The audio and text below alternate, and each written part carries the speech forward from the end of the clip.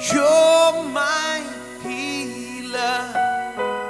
I believe you are all I need.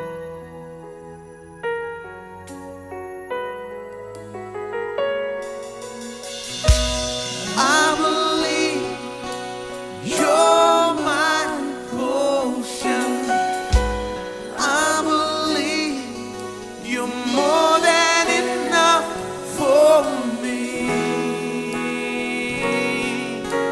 Jesus, you're all I need.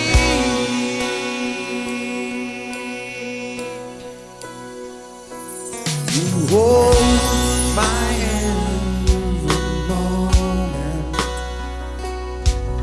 You calm my raging sea.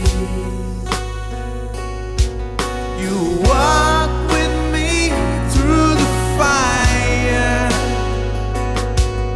You heal my disease. I trust in you. I trust in you. I believe you're my healer. I believe you are all I need.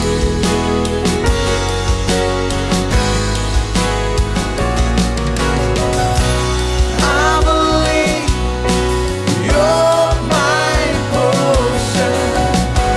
I believe you're more than enough for me.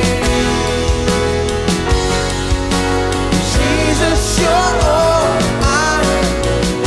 I believe you're my healer. I believe you are all I need.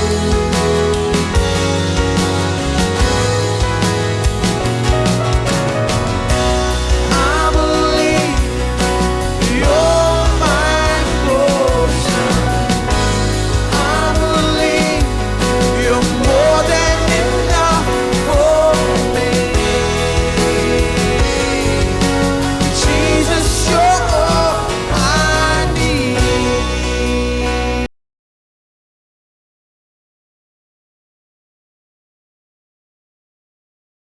मेरे साथ निकाले कुलुसियों अध्याय 3। कुलुसियों 3 वचन 16। मसीह का वचन क्या आपको मिल गया? मसीह का वचन तुम में बहुतायत से वास करने पाए सारी बुद्धि में। चलिए यहीं रुक जाते हैं। मसीह का वचन तुम में बहुतायत से वास करने पाए सारी बुद्धि के साथ। यह कहता है कि मसीह का वचन तुम में रहने पाए अपनी सारी भरपूरी में। अपनी सारी भरपूरी में मैं आपको बताऊंगा कि इसका अर्थ क्या है, लेकिन कुछ भी हो, देखिए यह कहता है मसीह का वचन तुम में रहने पाए। अब यीशु पिता के पास गया था, वो पिता के दाहिने हाथ बैठा था। अब हमारे पास वचन है। वचन है कितने लोगों के पास? प्रभु का वचन, ठीक है। अब पौलुस कहता है कि मसीह का वचन तुम में वास करे बहुतायत से सारी बुद्धि में, बहुतायत में, अपनी परिपूर्णता में तुम में वास करे। वो क्या कह रहा है? वो कह रहा है वचन जो परमेश्वर के साथ था, शरीर बना हमारे मध्य में वास किया, वो पिता के दाहिने हाथ में, अब पिता के दाहिने हाथ में बैठा है। अब वचन, ये लिखा वचन हमें दिया गया है और ये वचन हम में रहना चाहिए। और ये वचन सच में जब वो हम में रहता है, ये तो ऐसा होगा जैसे स्वयं यीशु रहता है। मैं आपको ये समझाऊंगा, इसलिए आज हम यहां पर हैं। आज हम इसे देखेंगे। जब ये वचन आप में बहुतायत से रहता है, सारी भरपूरी से, सारी बहुतायत में, ये मानो स्वयं यीशु मसीह आप में रहता है। अब कुछ लोग चाहते हैं कि यीशु आकर उनके घर में मुलाकात करे, तो वो सोचते हैं कि उनकी सारी समस्याएं खत्म हो जाएगी अगर यीशु उनके घर में आकर मुलाकात करे, एक बार अपने पैर रखे। तो प्रार्थना करते, प्रभु यीशु कम से कम एक बार तो मेरे घर में अपना पैर रख दे तो मेरी सारी समस्याएं खत्म हो जाएगी। यीशु कहता है, खैर मैं तो पिता के पास ऊपर में स्वर्ग में चला गया, पिता के दाहिनी ओर बैठा हूं, मैं वापस नहीं आऊंगा। मैंने सब पूरा किया और यहां बैठा हूं। मैं देख रहा हूं कि तुम कुछ करो। मुझसे मत कहो कि मैं आकर अपना पैर तुम्हारे घर में रखूं, लेकिन वचन लेकर तुम उसे अपने दिल में रखना, और वो तो उससे भी बढ़कर होगा जो मैं तुम्हारे घर में आकर पैर रखूंगा। देखिए, हम सब चीजों को शरीर के अनुसार देखते हैं। ओ, ये कितना अद्भुत होगा जब यीशु मेरे घर में आएगा। खैर, उसने आपको उससे भी सामर्थी बात दी है, जो कि वचन वहां है। वचन वहां है और आप वचन लेकर वचन को अपने अंदर रख सकते हैं। वचन जिसने सब कुछ बनाया, यह कहता है सब कुछ वचन के द्वारा बनाया गया, वचन के बिना कुछ भी नहीं बनाया गया, उसके यानी वचन के बिना। यानी अगर आप ये वचन ले और इसे अपने अंदर रख दे और उसका वचन आप में रहता है, तो जिसने सारी चीजों को बनाया वो आप में रहता है। मुझे पता नहीं कि आप इसे जानते हैं या नहीं। जिस चीज ने सब कुछ बनाया, आकाश और पृथ्वी, जिसने सारी चीजों को अस्तित्व में लाया, वो आप में रहता है।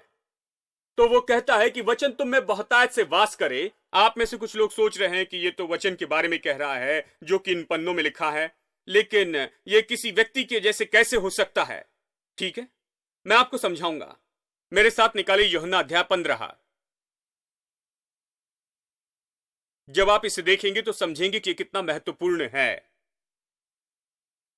कि वचन आपके दिल में स्थापित होना चाहिए। आपका दिल वचन में स्थापित होना चाहिए।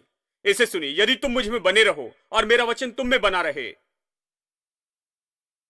इसे देखिए फिर से, यदि तुम मुझ में बने रहो और मेरा वचन तुम में बना रहे। देखिए, यह बड़ी बात है। यीशु इसके बारे में कह रहा है, पौलुस इसके बारे में कहता है कि मसीह का वचन बहुतायत से, भरपूरी से, अपनी परिपूर्णता में तुम में वास करे। और यीशु भी यही कहता है। तो इसमें कुछ होगा। वो कहता है, यदि तुम मुझ में बने रहो और मेरा वचन तुम में बना रहे। बने रहने का मतलब हमेशा के लिए वास करे, केवल मुलाकात करने के लिए नहीं, केवल एक बार प्रवेश करे और चला जाए। कुछ लोगों के लिए वचन भीतर आता और बाहर जाता है। एक बार कभी वो एक रविवार को सुनते हैं, फिर 2-3 रविवार नहीं सुनते। वो इसे सुनते हैं और जब भी हो सके सुनते हैं, बस इतना ही। बाइबल कहती कि वचन तुम में बना रहे। देखिए, मैं सोचता हूं कि बहुत से लोगों ने इसे गलत समझा है। हम सोचते हैं कि अगर हम चर्च में सदस्यता ले ले और बपतिस्मा ले और कुछ विधियां और कुछ करे और ये और वो कर ले, तो हम बड़ा काम कर रहे हैं और प्रभु को हमारे लिए सब कुछ करना ही होगा। यह ऐसे काम नहीं करता। प्रभु कहता है, क्योंकि मसीह जीवन तो विश्वास का जीवन है। विश्वास का जीवन प्रभु के वचन पर आधारित है। यानी आप विधि और रिवाज कर सकते हैं, कुछ काम नहीं करेगा, क्योंकि आप विधि और रिवाज से नहीं जीते, विश्वास से जीते हैं। धर्मी जन विश्वास से जीवित रहेगा। यानी अगर आपको विश्वास से जीना है तो वचन होना चाहिए, क्योंकि वचन सुनने से आता और वचन सुनने से आता है।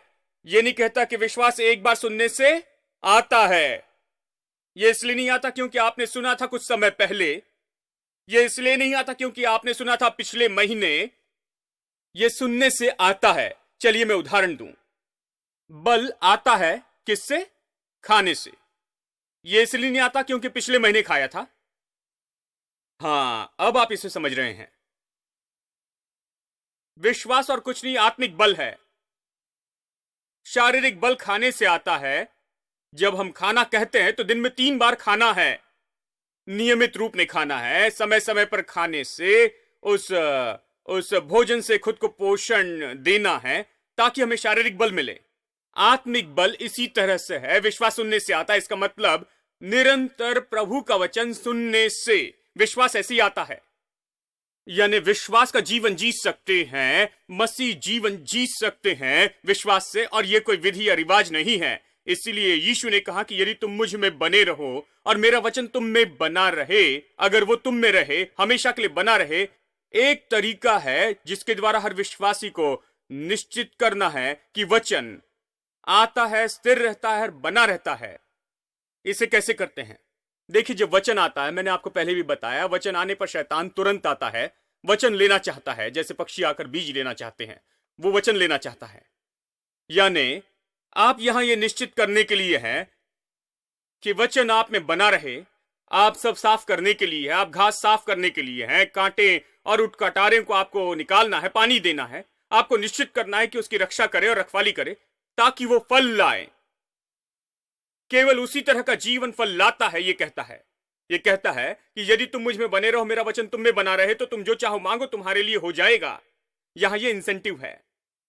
यीशु कहता है अगर तुम ये करो, अगर मेरा वचन तुम में बना रहे, मजबूती से बना रहे, अगर आप रास्ता बनाए कि वचन आकर आपके दिल में वास करे निरंतर और हमेशा के लिए, तब आपको कुछ होगा। और वो क्या है? आप जो भी मांगेंगे वो आपको दिया जाएगा। ये बहुत ही अच्छी बात है।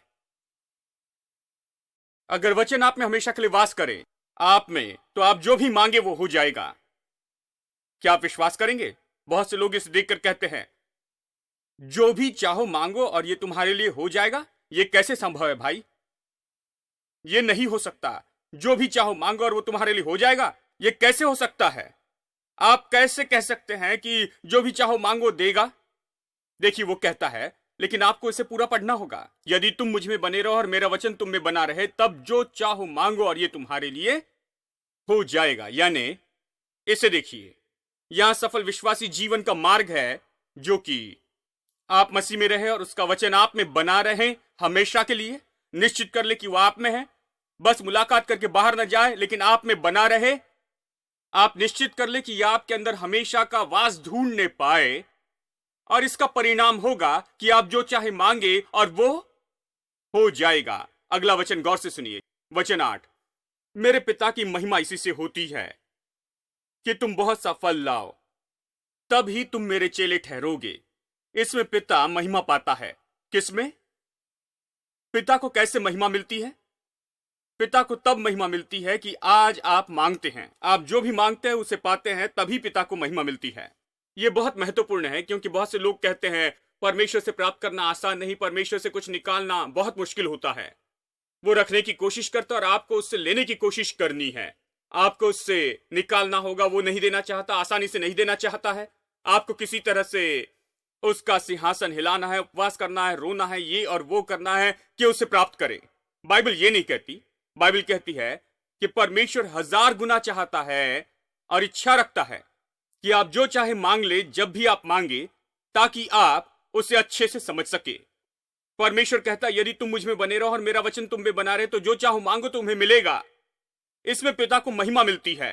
पिता दिलचस्पी लेता है कि आपकी प्रार्थनाओं का परिणाम पाते हुए देखे, ताकि उसे महिमा मिले।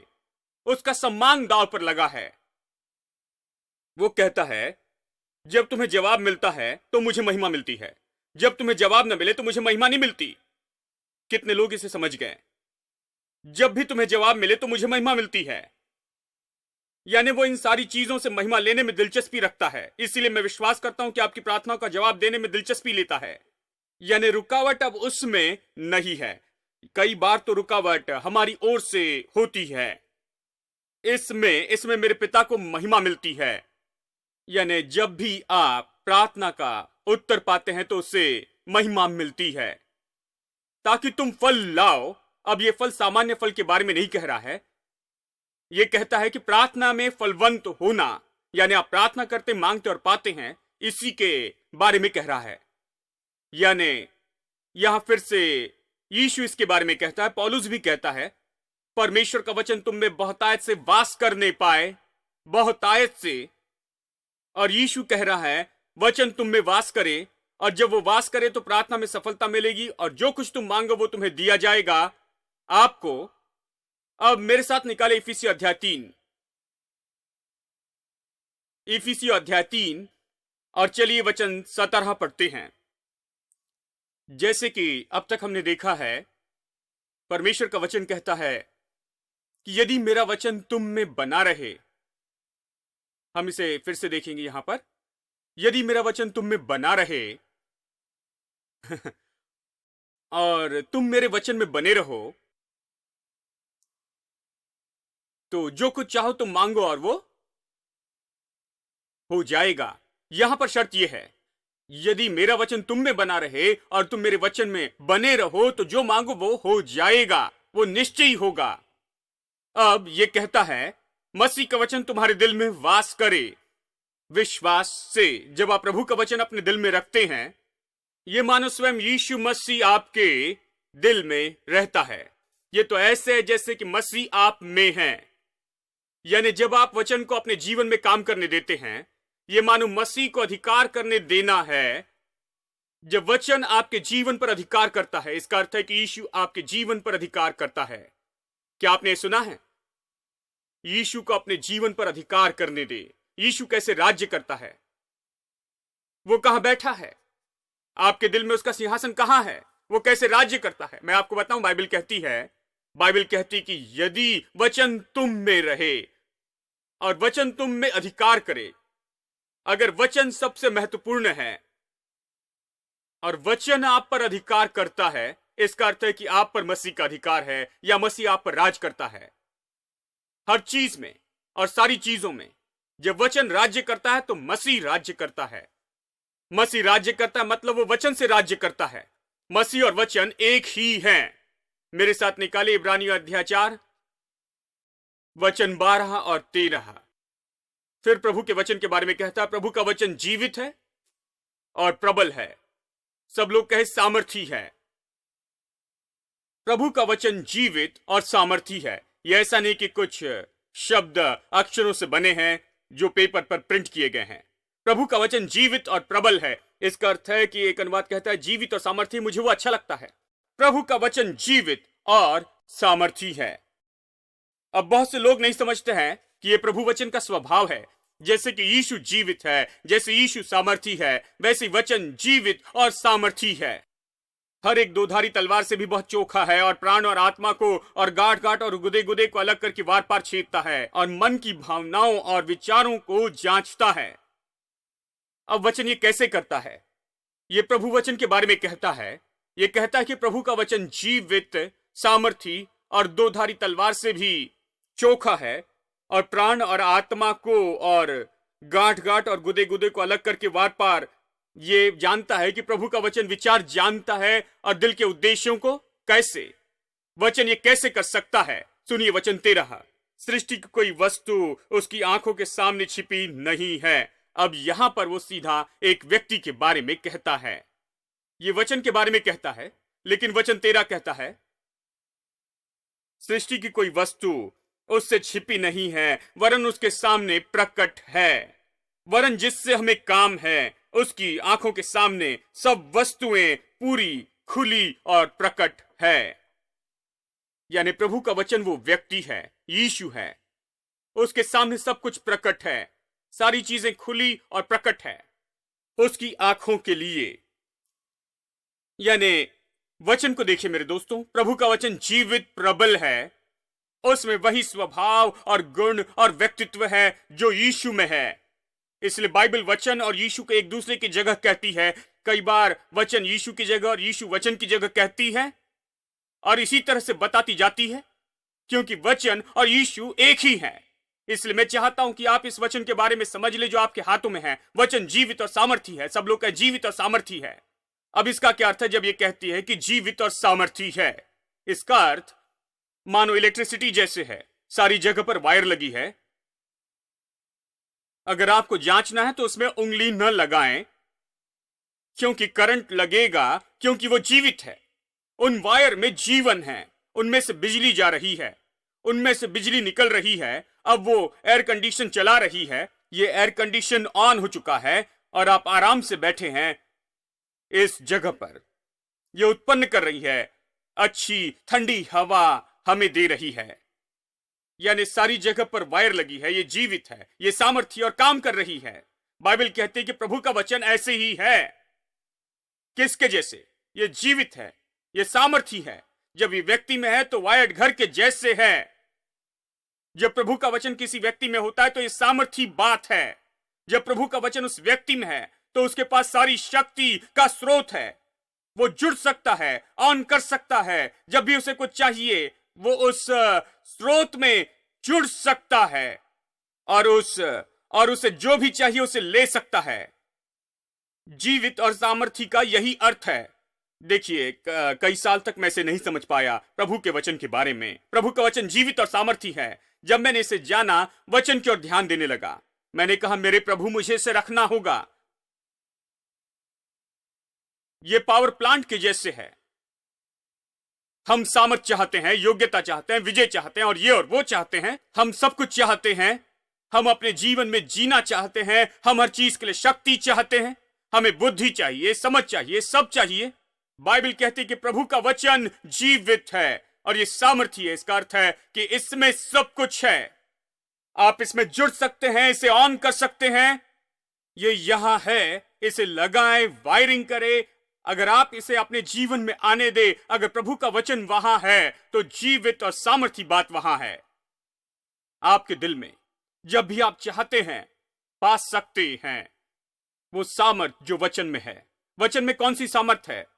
वचन में ही वो सामर्थ है जिसके द्वारा सब कुछ बनाया गया। आकाश और पृथ्वी परमेश्वर के वचन के द्वारा बनाई गई। सूरज, चांद और तारे वचन से ही बने हैं। आज आप जो भी देखते हैं, प्रभु वचन से ही बना है। और बाइबल कहती है कि प्रभु का वचन जीवित और सामर्थी है। और अगर आप इसे अपने दिल में रखें, तो वही सामर्थ जिसने सूरज, चांद और तारे बनाए, आकाश और पृथ्वी और धरती बनाई, वो सामर्थ वहां है कि आपकी समस्याओं से निपटे, आपकी चुनौतियों से, आपकी मुश्किलों से, आपके जीवन में आज ही। यह परमेश्वर के वचन का महत्व है। हेलो, अब मैं आपको कुछ दिखाता हूं। देखिए, मैंने आपको बताया था जैसे मानो यीशु आपके साथ है। आप कहेंगे हां यीशु आए, लेकिन यीशु कहेगा मैं नहीं आऊंगा, मैंने तुम्हें वचन दिया है। आप कहेंगे वचन क्या है? वचन ही है जिसने सब कुछ बनाया है। तुम्हें मेरी क्या जरूरत है? यह वचन है जो मेरे जैसे ही है। वो जीवित और सामर्थी है। इसमें रचनात्मक योग्यता है। वो कहता है कि वचन की ओर गौर करे। इसे सुनिए, पहला थिस्सलुनीकियों अध्याय 2। पहला थिस्सलुनीकियों, आप इसे क्रियाशील देखेंगे। पहला थिस्सलुनीकियों अध्याय 2 और वचन 13। इसलिए हम भी परमेश्वर का धन्यवाद निरंतर करते हैं कि जब हमारे द्वारा परमेश्वर के सुसमाचार का वचन तुम्हारे पास पहुंचा, तो हमने उसे मनुष्य का नहीं। देखिए, बताता है कि कैसे लोगों ने पौलुस के प्रचार को प्राप्त किया और वचन प्राप्त किया। वो वचन प्रचार कर रहा था। वो कहता है कि तुम इसे मनुष्य के शब्द जैसे स्वीकार नहीं करते, लेकिन यह सत्य है, परमेश्वर का वचन। आपने इसे परमेश्वर के वचन के रूप में पाया। कहता है जो विश्वास करने वालों में प्रभावी काम करता है। सब लोग कहे प्रभावी काम करता है विश्वास करने वालों में। अब इसे सुनिए, पौलुस इसके बारे में कहता है। वो कहता है तुमने वचन सुना, मैंने तुम्हें वचन बताया है। तुमने इसे मनुष्य के शब्द समझकर नहीं लिया, लेकिन परमेश्वर का वचन समझा, और यह अवश्य ही परमेश्वर का वचन है, और यह प्रभावी रूप में काम करता है। इसका अर्थ है यह प्रभावी है। वचन उसके पास खाली नहीं लौटता। वचन में सामर्थ है, वचन में योग्यता है, वचन में शक्ति है। वचन जीवित और सामर्थी है। वो आप में प्रभावी काम करता है जो विश्वास करे। अगर कोई प्रभु का वचन ले और वचन सुने, जैसे ये लोग सुन रहे थे, थिस्सलुनीकियों के लोगों ने सुना और प्रभु के वचन के रूप में उस पर विश्वास किया और उसे लेकर उस पर गौर किया, उस पर मनन किया और अपना दिल साफ किया, अपनी आशाहीनता से अपना दिल साफ किया, अपना दिल नकारात्मकता से साफ किया, अपना दिल चिंता से साफ किया, उन चीजों को दिल से निकाल दिया जो उनके जीवन में परिणाम लेकर आ सकते थे। अपना दिल साफ करे ताकि वचन बढ़े और दबाया न जाए। अपना दिल परमेश्वर के वचन के लिए शुद्ध जगह रखे और निश्चित करे कि प्रभु का वचन बोया गया और वो बढ़ रहा है, पानी दिया और सुरक्षित और सफाई की गई है, वो बढ़ रहा है और ये ऐसा है तो वो प्रभावी होगा। कहता है तुमने सुना, तुमने उस पर विश्वास किया और वो प्रभावी रूप में आप में काम करता है। वो कहता है वो काम करता है। अब कोई आश्चर्य नहीं कि यीशु ने कहा कि मनुष्य रोटी ही से जीवित नहीं रहेगा, लेकिन हर वचन से जो परमेश्वर के मुंह से आता है। जानते हैं, ये सारी चीजें हमने पढ़ी है, लेकिन जब हम इसे संदर्भ में रखते हैं तो समझते हैं यीशु ने ये क्यों कहा। मनुष्य रोटी ही से नहीं, लेकिन परमेश्वर के मुंह से निकलने वाले हर वचन से जीवित रहेगा। वो ये है, वो कहता है मैं खाए हुए भोजन से जीवित नहीं रहता। वो कहता मैं जीवित हूं उस वचन से जो मैं लेता हूं। वचन मुझे शक्ति देता है, वचन मुझे सामर्थ्य देता है, वचन मुझे योग्यता देता है। मनुष्य केवल रोटी ही से नहीं लेकिन परमेश्वर के मुंह से निकले हर वचन से जीवित रहेगा। Thank you.